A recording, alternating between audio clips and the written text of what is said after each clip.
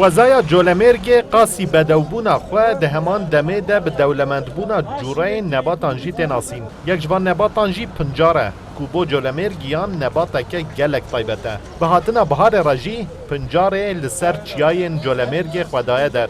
پنجار ده گلک جوره خوارنان ده جی تیب کارانین و جولمرگی جی علاقه که باش بوه نباتا طایبت نشان دادن. جنگیز بایبونه باوه 7 زاروکان ده زانین کو ده سال بهار ده فروشتنا جورین پنجاران جی بوی به سالانه ده به دریه دباره کو به فروتنا پنجاران نان ده به مالا خواه. خدمت ما و بهاری حتی که دو مهید بهاری خلاص دوش یادم سر پنجاری. چه یمک تو حس کردی ام پنجاری ام بچیت کرد. تو چه یمک حس کردی با برنج با صوبایی یعنی هر چشی تو یمکی ام بچیت کرد.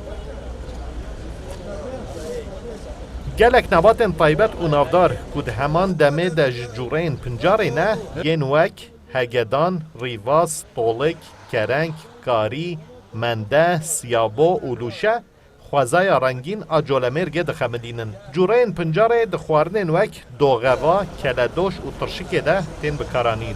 و جه صفرین جولمرگ و گلک باجارین دن کم نابه. سعید قاچار جی یک جوان والاتیانه کو به تنها سر خواه لچیاین وک سمبل برچلان و جیلو پنجاران به دست خواه ده هف.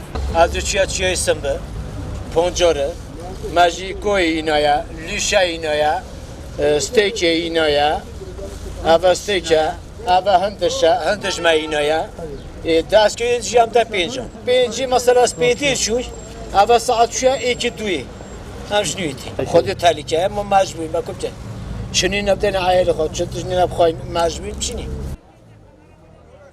او نبات طایبت بود دو مهان جبه کارن جولمرگ ره کاردابین دکه و خودیه چند طایبتمندین دنجی. نبات پنجاره لگل کو خوارنین تماوان خوش جیتن چیکرن ده همان دمه ده به سالانه آلی ولاتین دوره و وک درمان جی تبکارانین کو ولاتی دوی باوریه دنه کو درمان خوزایی جی.